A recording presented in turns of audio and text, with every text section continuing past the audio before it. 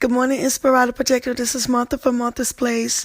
I want to tell you thank you so much again for taking time to be on Serenity Sunday. I truly appreciate you. All the best to you always. Oh, hello there.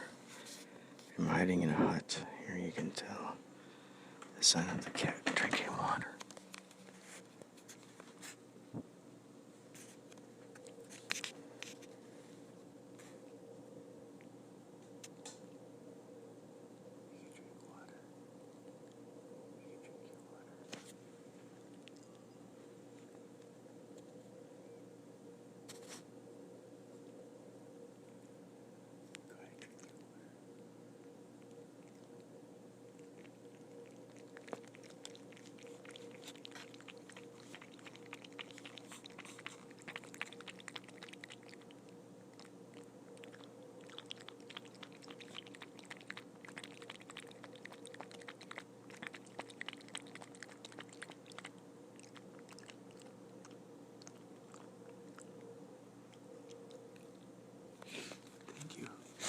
Thank you.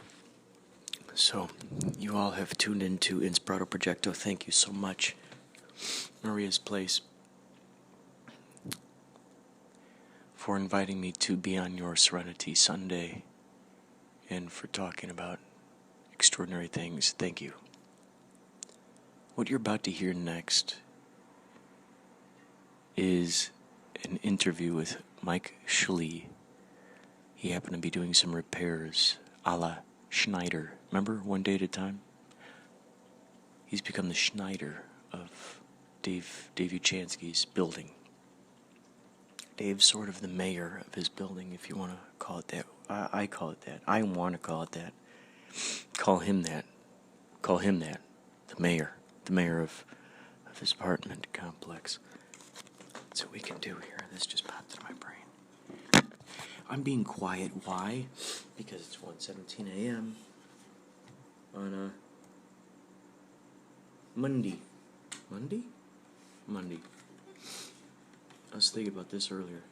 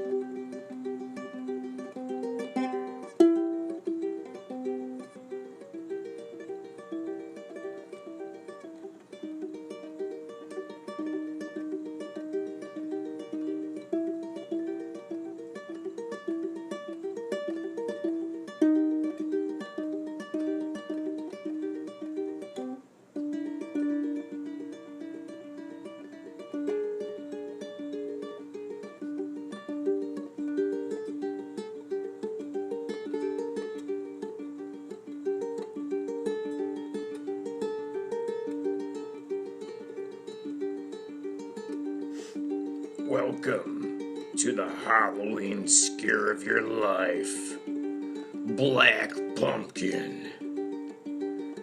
Taking place in 2018. With two kids awakening a demon that they never knew existed.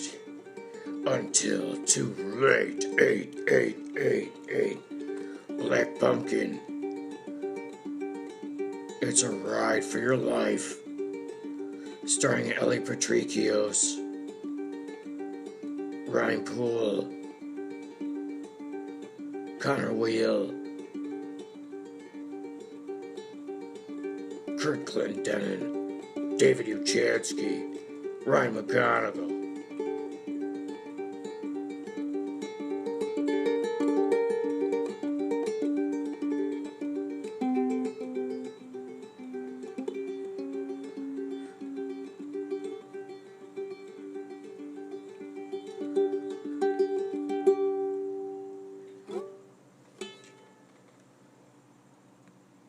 Great. Right when she came out with White Diamonds, this is one of the things that he sent me too. It was when she came out with White Diamonds, she was about 60 years old at the time, and this is what he told me. He goes, we put her in the hospital to go there and have this total body makeover, so that way she could look really good when she did her premiere thing for White Diamonds. So they were going to do a photo shoot of her. So she was fucked up all the time, big time drugs, and she was a nympho at the same time. So they had her, after the surgery, had her all healed up and everything. They put her in a bikini, and they were going to do this photo shoot of her, and they had her in a swimming pool. But she was so fucked up that she kept passing out, so they didn't want her to drown. So Lofty gets in the swimming pool with her and holds her up. So they could do the photo shoot. And they said they had to do that a lot with Liz Taylor because she was just too jacked up. And if you ever look at like some of those press photos, you can tell nobody's home. So anyway. So she's like a cardboard cutout. People are just kind of like propping her up. Propping her up. Oh right, my God. Photoshopping his smile. Right. Weird. So anyway, so she tells him, hey, I'm hungry. Go get me something to eat. You know, I don't feel too good, blah, blah, blah. And he says, okay. So he takes off. He comes back. What does he find? The publicist and the photographer in the swimming pool with Liz Taylor having a threesome. He comes over. She says, Lofty, come on. Take off your clothes and join in. So he took off his clothes and joined in. This is crazy. Yeah. Liz Taylor. That's one of the stories he has. How long has he been sending these crazy transcripts? About 6 weeks now. Wow. Yeah. And I told him, I said, I want to write a book. I'll write the book for you. I also want to make it into a script. Because I think, and I already started the script, and what I'm going to do is, it's going to start out with him dying. But he's not going to die. They have the paddles out there. They're trying to bring him back to life. Right? And they put the sheet over him. Right? And they're walking out, and all of a sudden the EKG thing goes, beep, beep, and they come in, because he's going to confess to the priest. That's what I'm going to have it all about. Is he's going to confess to this damn priest and everything, and this priest is just going to be shell-shocked with all these stories. Oh, that's right? great. Right. And then who's he call? His friend Kevin, which is John's friend. Right? So I'm going to have Kevin, God. where they get the phone call. Hey, Lofty's dying. Right? So then they get the priest in there. He starts spilling his guts, right? And then Lofty's asleep. Kevin comes in. And they'll say, yeah, man, I think your friend has like mental illness or something because he has these crazy stories. He goes, crazy stories? Man, let me tell you some. And then Kevin will start saying the story. Oh, that's great. And like narrating. Hey, let me tell awesome. you the time that Lofty did this. Oh. And then the priest is just like, then you get to see like you get to see the story unfold. Oh, right. God, that sounds fun. So I'm going to do the whole thing like that, and then at the end, what happens? He dies. Okay? He dies. Jackson Brown shows up. Steven Tyler shows up. All these guys. Yeah, I'm glad that son of a bitch is So they're all trading stories about just how terrible he was. Right, Oh my God, that's so funny. Yeah, and he's he goes, man, this is going to be great. So that's how the script's going to go. That's awesome. And then, and I asked Kevin, I said, okay, I need two things from you. Okay? What is the one word? I need 2 words. One word. What describes Lofty in one word? Okay, and what describes his attitude in one word? Okay, I need both those things. He goes, okay. First one is unfiltered. He has no filters. I go, I love that. Guess what the name of the book's going to be called? Unfiltered. Oh, that's good. We're there. That's good. Right? I said, okay, now what made him, what was the big thing about him? He goes, chaos. That's, his whole life was chaos. Oh my God. If it wasn't, you know, he gave me the story about the first time he had sex. He met this girl. They were 13 years old, and he rushed her. They were in a meat market. He met her at the store, so he went into the store, went into the meat market, went in the freezer, in the locker, and banged her in the locker. That's when he lost his virginity, was in the freezer of a meat market. You know, stuff like that. Some of the stories, you just go, what the hell?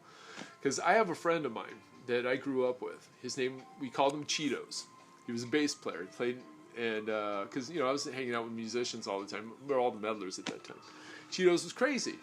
Cheetos playing a gig, he'd light his armpits on fire. Oh my God. You know, stuff like that. Oh my God. You know, pull down his pants and like rip a big one and, you know, have a flame over there, a big old mushroom cloud coming out of his ass up on stage. I don't know how many times the guy got arrested. Anyway, he ended up making it big over in New York.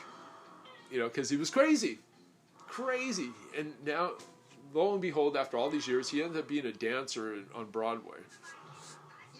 And he was gay. And we had no idea, you know, but it's kind of like the same story with this guy Lofty. And I'm just like, man. And then the story that Chrisman told me, my friend Jim. And I go, I heard the story from Lofty. He goes, and I heard it from you. So I have validation on this stuff. Oh, because that's Jim was awesome. right there too. Yeah, because they were together on the tour doing this shit.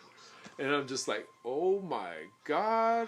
Okay, because I knew these stories before I heard them from Lofty. And then I tell Lofty about them. Yeah, man, how about that time, blah, blah, blah, blah, blah. He goes, how did you know that story? I go, Jim Chrisman? He goes, Jim, what do you look like? I said, little glasses, about 6'1", blonde hair, really thin. Had a Philadelphia accent. He goes, oh, Jim! Yeah, I remember Jim. Oh, my God. You know, and then he'll tell me stories about because Jim was nuts, too. Yeah. Dude, so you could have it all about these crazy misfits, you know, these guys. And you think about it, like a guy with the name Lofty, you know, lofty's this word where it's just very imagination-filled, very lofty, very like, and it sounds like this guy is very, like, he just kind of flew by the seat of his pants. It sounds to me like he just kind of went where the wind... Still does. How old is this guy? He's now 67, and he's on his deathbed. He's dying, and he's still living the same way. Oh my God. He doesn't care. I'm going to go the way I want to go, and that's it. I'll still be crazy. And he is. He's still a nut. And then, you know, I want to know what made him tick. What made you into what you did, how you were. And he had a crazy uncle. And the crazy uncle, this is back in the early 70s, did some stupid shit and taught him everything. Then his mom was a total slut. Yeah, Dad was out of the picture. And then, you know, he saw Mom over there banging guys and all kinds of weird shit. So he became normal to him. And it's just an amazing journey. So I'm working on that with him right now. That's incredible. Yeah. So he'll send you the transcripts, and then I'm sure from what you've seen already, you're kind of connecting the dots in your brain. Right. Like, ooh, this would go here, and this could be fun here. I'm doing it in chronological order. Okay, because that's the best way to do it. You know, when the priest comes in, okay, well, let's start at the beginning. Okay, when I was 4 years old, I saw my mom over there, you know, getting butt fucked by some dude, you know. Okay, uncle, you know, those kind of stories. You know, and then it goes back to the first time he got laid, you know, in the freezer. You know, that'll be its own chapter right there, you know, right there. Because I have one of the chapters, I named it, Girls Have Vaginas. Because that's what changed his life, was when he found that out. That changed his life, because then after that, he didn't care about anything else. He just wanted to be the craziest son of a bitch who got laid all the time. And he didn't care if he went to jail. He beat people up, fight all the time. You know, some of the stories, you know, where thank God he had friends that actually cared about him, because he probably shouldn't have lived several of the times. Yeah. And a lot, right there on Hollywood Boulevard. Most of the time it was right there. He grew up in Southgate, but did all his damage here in Hollywood. Oh my gosh. He was in a band. Had his own band, and he did all this crazy stuff in the band, and then ended up roadieing for everybody on Under the Sun. Kiss and Motley Crue? Kiss, Motley Crue, Aerosmith, Jackson Brown. This is just crazy. I mean, all these people. Just, yeah. And it's like Jim, my friend Jim. You know, Jim, when he was the sound guy, he was out there with Kiss, Motley Crue. He did the Barney show. He was the sound guy for the Barney show. One of his best friends on the planet is Brian Setzer. Wow. Yeah. Every time that Brian has a concert, because Brian doesn't do a lot of concerts. He only does like those Christmas specials and whatever else. Even though he is going out with the Stray Cats again. Wow. Like in the next few months. That's so I'm not awesome. sure. I have to find out if Jim's going to do that. But every time Brian calls him up, hey man, you're on board. And he gets him out there. And he becomes the sound guy? Yeah. Oh my God. That one time he was working with me. And I go, hey, Jim, you know, he goes, hey, man, I got to take off for a couple weeks. I go, man, you can't take off for a couple weeks. You know, what are we going to do? He says, I don't care. He goes, Brian called me. He goes, they need me in Amsterdam. Oh, my God. He goes, they're doing a big special thing. It's going to be on TV, and they need me to do the sound. Amazing. So, yeah, he says, he offered me $15,000. Oh, boy. I was like, okay, bye, Jim. Have a nice time. Yeah. Wow. Yeah, Jim was amazing. He ended up screwing everybody and messing up everybody in the whole industry. And he still has these friends who Not anymore. He's losing everybody. That's what Jim. well, like for instance with Brian Setzer, it's like Brian will still, he's still okay with it's Brian. crazy how there are those ones who do match up with these guys, right? And then those who just like you're saying, Jackson Brown, whoever else, they just Jackson Brown can't stand him because he blew up their soundboard right before one of the gigs and they couldn't play. God. And they had to get another soundboard in there. Yeah. It was Lofty did some of the shit. I'll send you some of the transcripts. You have to read some of the stuff. When you just read it, you just go, what? Man, what? Yeah, and then Karen was the nut. That was the love of his life. You know, he's married to somebody else right now, but Karen was his equal, but a female version. Wow. Yeah. He said, you know, I don't know how many times I'd come home and she's in bed with 3 different guys. You know, this is my girlfriend. You know. I go, what'd you do about it? He goes, joined them. What else can I do? Yeah. You know, stuff like that. That's how he was. Yeah. Yeah, you'll love this stuff. This is so interesting. Yeah. You got the scoop on this. How cool is that? This untold story. Ernie Kanzler sounds like another good one to do a story. Ernie wants to meet me really bad. Oh, you haven't met him yet? I haven't met him. Oh my gosh, no, you but guys we're are soulmates. I already know we're soulmates. Yeah, you guys. We're on the same plane when it comes to what's happening in the real reality, not what we see, what your eyes don't see. You know, then I just talked to Gary.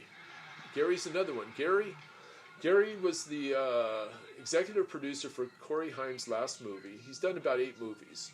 He's a friend of mine, the Hollywood producer. He wants to do the Anunnaki story really bad. And he had $10 million stashed away to do this recently. And he was bugging me to write the script for it. Really bad. I named it Anki and the Golden Umbrella. That's the name of it. And it's Indiana Jones meets the Da Vinci Codes. Wow. That's how I'm writing it. So you get all the crazy stuff, but the U.S. government is the Nazis. So your buddy has money ready to rock and roll to put out. What happened? He had it in stocks. A friend of mine, I told you about Joe, Chinese Joe. He's an inventor. Oh yeah.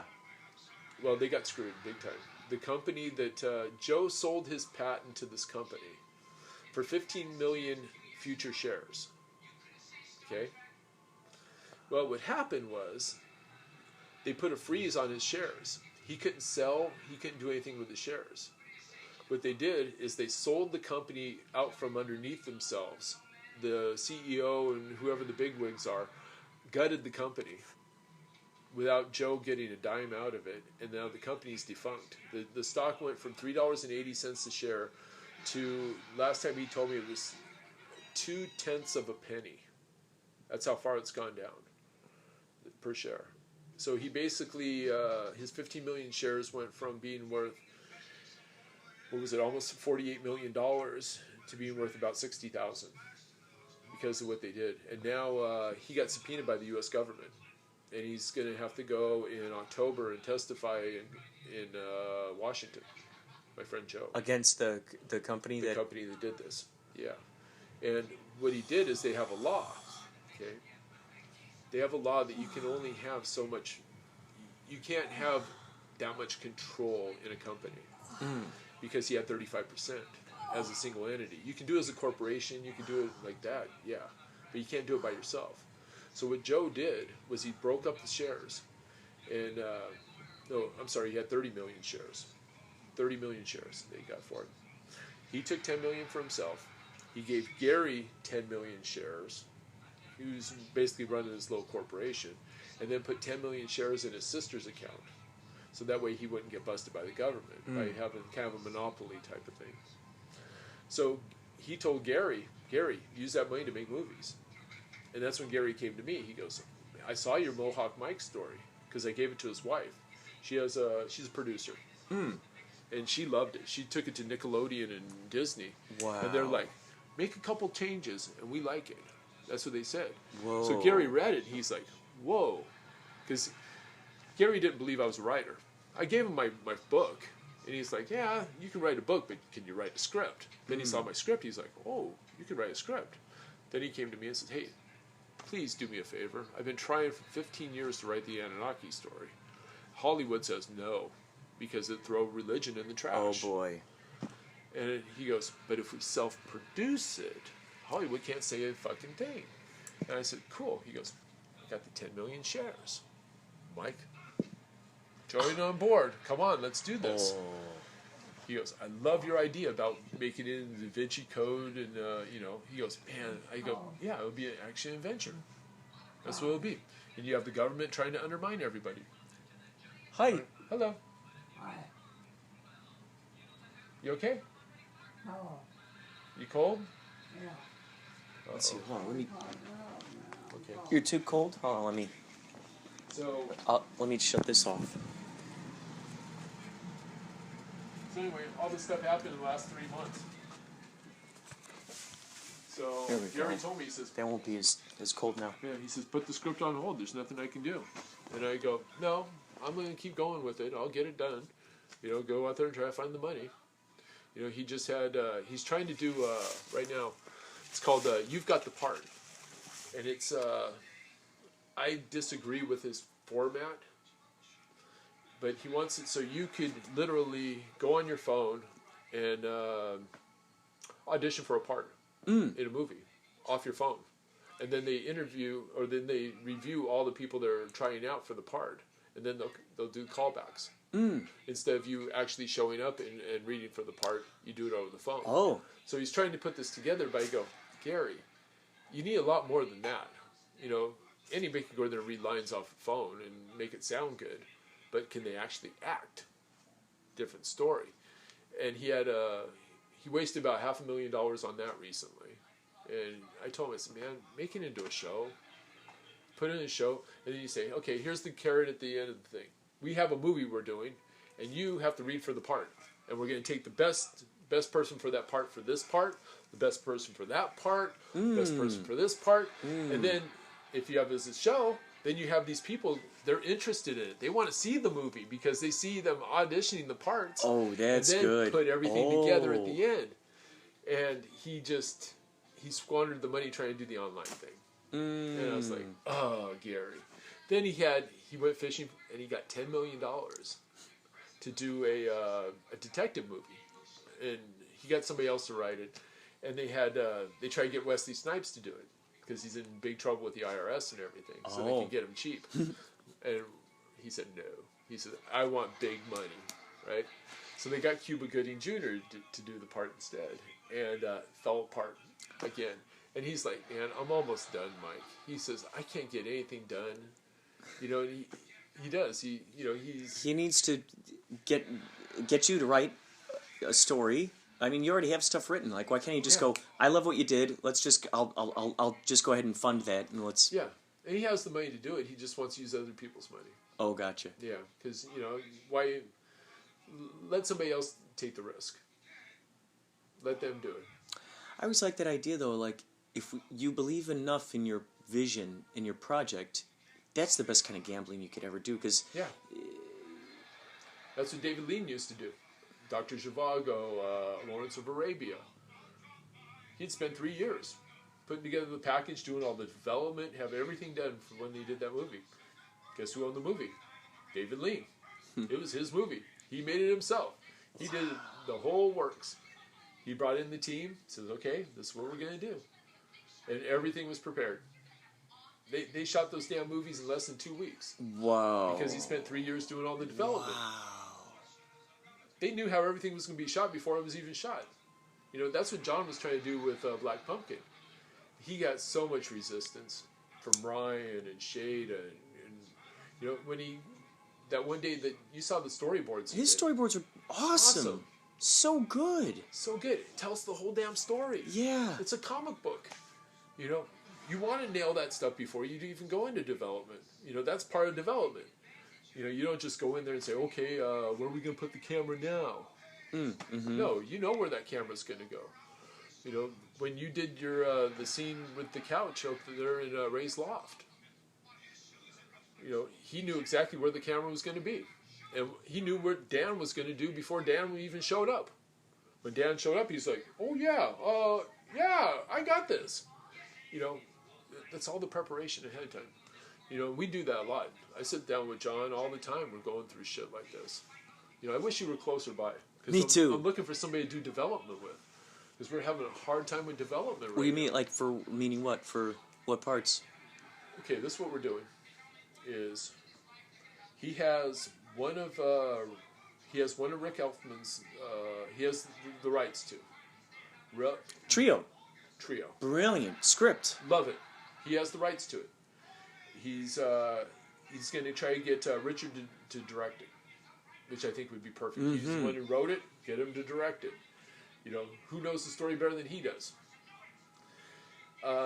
He has another one that's an amazing story. He wrote this back in 1998. He wants me to go through it again. It's a story about the U.S. government back in the 1850s thought they were smart, and they brought over all these camels to California back in the 1850s. And they found out that the California deserts are made out of rock, and camels are used to being in sand, and it hurt the feet like crazy, and these camels became like very rebellious and mean. Oh, and jeez. No wonder they're stepping on these rocks all day, and oof. And they would go kill their riders and everything else because they're a violent animal. Oh, boy. Right? So anyway, he wrote this story about an Indian girl who gets killed by one of the camels. Way in the past. Okay? Lo and behold, what happens? They find the little girl's bones. They find all this stuff in like today. Oh. Right? And somebody else dies the same way. Oh, like boy. The camel. It's like the murderer came back after 130 years. Wow. Type of thing. Well, ends up, it was a camel. But the camel was because there was a crash on the freeway. Okay, and the camel got out because it was in one of those like horse trailers. Okay, and it's all the Frankenstein stuff, the lynch mob and we're gonna get the monster, we're gonna get the monster, and the heroes are the park rangers because they're out there in the middle of the desert. There's nobody else. Oh my God! And lo and behold, the one park ranger, she goes, "Okay, I got the monster," and she walks in with a camel. And the way the story goes, it's like Fargo and Frankenstein mixed together. Oh, that's cool. The way he wrote it, I was like, man, this is good. So he has that one that he wants me to go through. Then the football story. I think he told you about that one. No, he didn't tell me about football Cumberland story. College. In 1916, Cumberland College played Georgia Tech in a football game and lost 222-0. Okay? Whoa. It's one hell of a story. And it has John Heisman in it from the Heisman Trophy. Wow. John Heisman was the coach of Georgia Tech. Okay? And the story is unreal because they've tried to make the movie 3 times. Okay? They went to Cumberland College. They had the rights to Cumberland College. They were going to give them the football field. They were going to give them the whole place for free to shoot the movie there because they want the story to be made also. They went to Georgia Tech. Georgia Tech said, yes, we're on board too. We want the story made. They had everybody in place, and it fell apart. The funding went away because of the financial crisis. Okay? So and this story is tremendous because the main guy who's in charge at Cumberland College ended up working for 4 different presidents in the White House. So you have this backstory. You have a backstory about this person, plus John Heisman. You know how they came up with the Heisman Trophy? How? John Heisman was the biggest prick and biggest asshole, right? So as a joke, for the best football player in the nation, they made a trophy of him. So it was just an inside joke the whole time. It was a big joke. This guy's a big jerk. Let's make a trophy in honor of this big jerk. Oh my God, dude. Okay. So when you win the Heisman, it's more of like a practical joke kind of award is basically, right? That's what it is. And yet people don't even realize that that's what's going on. They have no clue. Yeah. It's like, he won the Heisman Trophy. Oh my God. And that is so funny. And they tried to pull all these strings, trying to get this, and all the things that they had to do. They stole the uniforms from the local high school because they didn't have a football team. The president of the university was trying to shut down their athletic program at the time, and he was trying to save it. That's why they scheduled the game against Georgia Tech, because at that time there was no athletic director. It was a student body president who was in charge of the athletics. Oh my God! And that was this guy. His name was George. I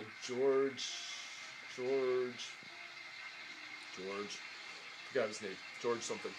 Yeah, but he was the student body president. So he tried to recruit black athletes. This is 1916. Oh, no. You can't have black athletes. Because Jackie Robinson was 30 years away. And he ended up getting the announcer to play in the game. He had all these weird people because he didn't have enough people to play. And they played this game, and they ended up getting their butts kicked 222-0. Wow. But yeah, it's a great story. And he had everything in, that's one of the stories. Then he has, he has 6. And then I have my 6. So we have 12 together, plus I have 8 more in here. Oh my God. That I haven't even started yet. Oh my God. Well, I've started every one of them. I've done like the first 3 or 4 pages. Just so I know where it's going. Oh, that's good. But the story's here. Then this guy Kevin, Lofty's friend. And matter of fact, I need to talk to Kevin about this. John says, I got a good one for you. I said, what? He goes, Kevin got invited to a birthday party. I said, so?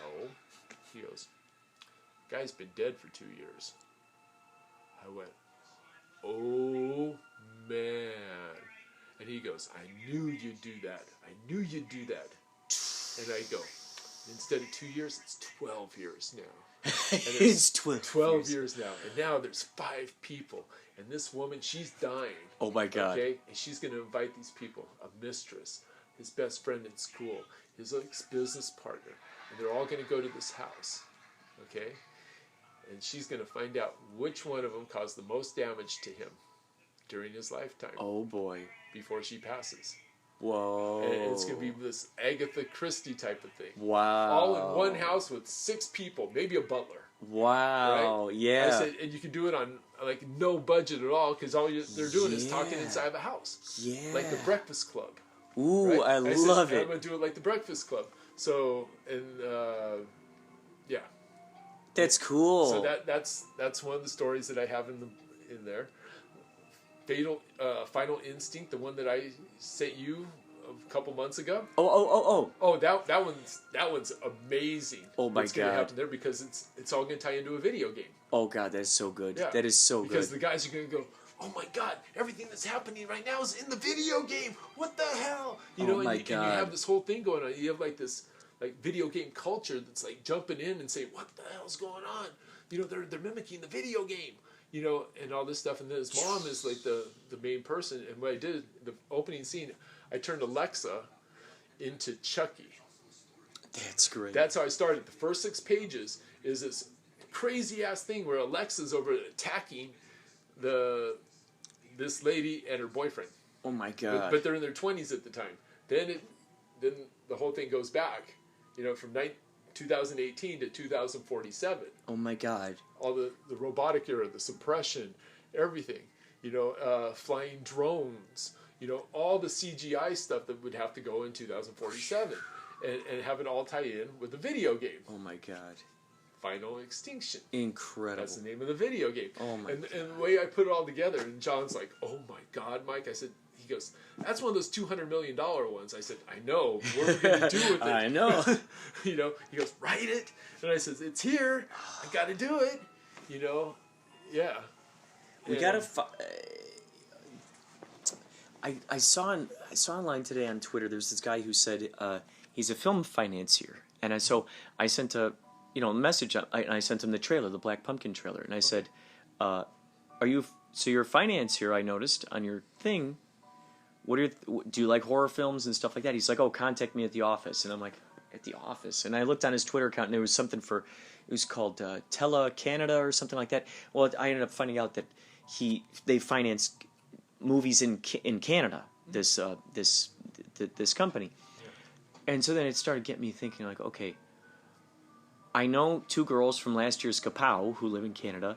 My buddy Jimmy lives out in Canada, and I'm thinking and I already start thinking of ways, like in my brain, of like, okay, I know these actors live out there.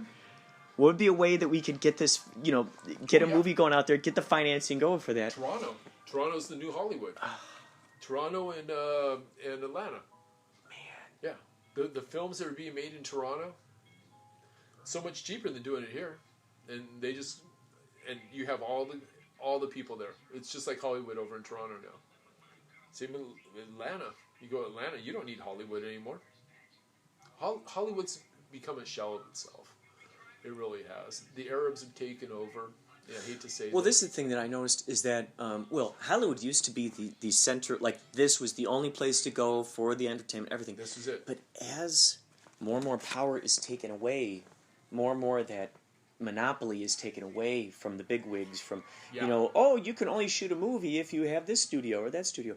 Well, now guess what? There's that camera, the Black Magic, I keep reading about. It's this beautiful, it's like a $4,000 or $5,000 camera. But whoa, it's like crispy. It's this 4K quality, really, really good, which an everyday person can have. So if you live in freaking Nebraska, if you live out in Wisconsin, you can actually shoot movies, and you totally do not need any.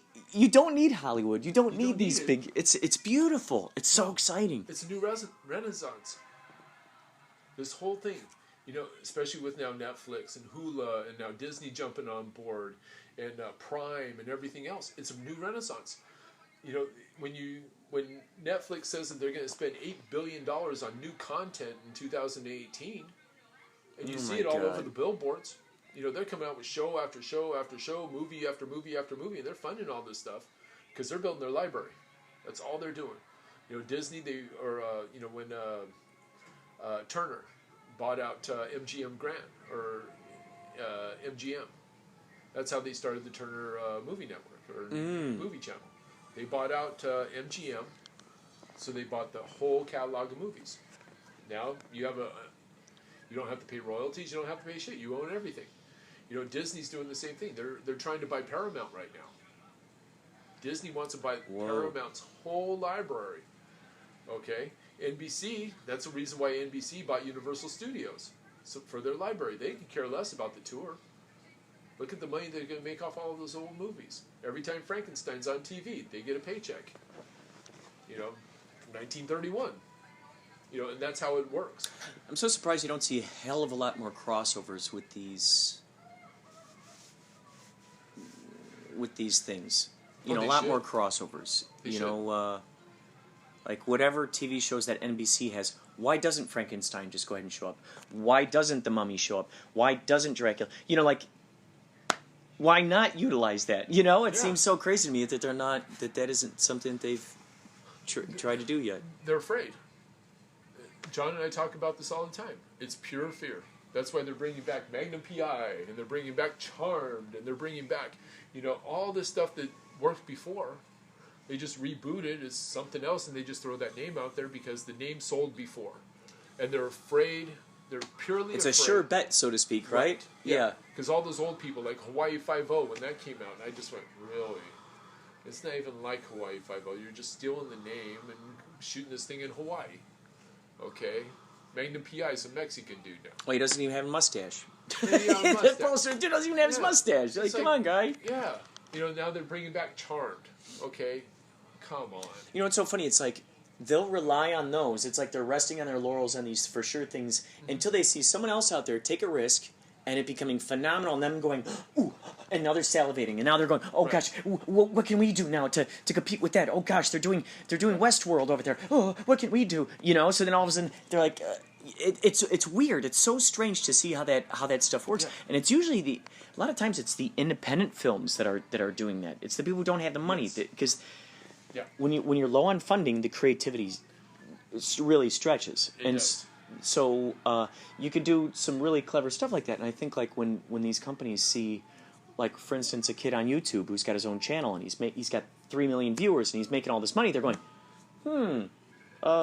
we didn't make that amount of money on the last film that we did. Yet here's this little 6-year-old playing video games making all this money. What are we doing wrong? Oh, I know what we need to do now. We need to make movies that are more YouTube-looking. Let's make them more YouTube-looking. Yeah. Maybe that's where the secret is. Oh, yeah, okay, guys, get on that. It's like, it's so weird. It's so strange when you can see... Wreck-It Ralph. I have not seen that yet. Wreck-It Ralph. Watch Wreck-It Ralph. That is the epitome of what you're talking about. It is. It's basically a kid that goes into a video game. But it's animated. And the video game talks to him about what's going on and blah, blah, blah. And you just go, whoa, okay. Wait, so it's like, in a sense, it's an educational, showing... No, it's like... Is it like a They Live kind of thing? It's like going on YouTube and watching somebody else playing video games. Oh. Because that's a big thing now. Yeah, it really is. It totally is, huge. Yeah. Like the Madden tournament where those 2 kids died. That was all streamed online. You can sit there and watch it. My daughter's boyfriend, she has a boyfriend now, legitimate boyfriend. He's a good guy. Oh, good. No problems with him, love him to death. That's what he does. He plays video games for money.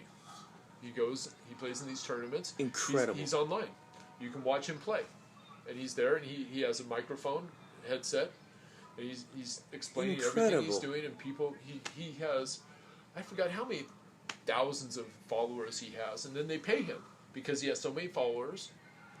Incredible. Yeah. And he has an income. He makes about $1,800 a month. He's 17 years old. Just playing video games. So sometimes Sam will go there and she'll tell me. She goes, Dad, I wanted to go see Tanner, but he's working. I go, oh, okay. I go, well, go see him anyway. You can sit there and watch him play video games just like everybody else. Yeah. Yeah. But that's what he does. It's interesting how just that act of watching someone else do something, there's something comforting about that. Like, it's strangely enough, it's become that way. Like reality television, just people just watching, people just live their lives. Yeah. Or the TV show Big Brother, and they get their 24-hour, they pay a subscription to see it stream 24 hours and go on there and go, oh, I see the people sleeping. Oh, like look at that. Ed TV? Wasn't it Ed TV? Oh, yeah. Ed TV, when they did a movie on that. Oh, yeah. Uh-huh. Yeah, and it's like... It's so interesting. It's becoming this thing of like... Instead of living your own life, because nobody leaves their doors anymore. Everybody's inside their house. You can't afford to do anything. You can't go a movie. Costs $100 to go a movie. Take you and your date. What gets me is I love watching the sporting events. There's nobody in the stands. Wow, interesting. Not a lot of people in the stands. StubHub Center. My mom lives right across the StubHub Center. Took a bus over there during one of the preseason Chargers games. It was $180 for parking. What? $180 just for parking. to park? $180 for parking. Was it more than to buy a ticket to see the thing? Yeah. But if you want the preferred parking next to the stadium, it was $180 for parking. If you parked 2 miles away, it was $50. Oh this is capitalism at its worst. Oof. Here they're playing in a stadium that holds 32,000 people and they're only getting 18,000. What's that telling you? Your prices are too high. Yeah. It's crazy. Yeah, but it's that way, you know. Shoot, the Kidado, my sister's girlfriend, she's gay. She told me, she says, Mike, hurry up and make some money off one of your scripts because I really want to go see LeBron James play in a Laker uniform, but the cheapest tickets for the nosebleed seats are $185. That's the nosebleed seats. And she says, I can't afford it. And I said, no, nobody can.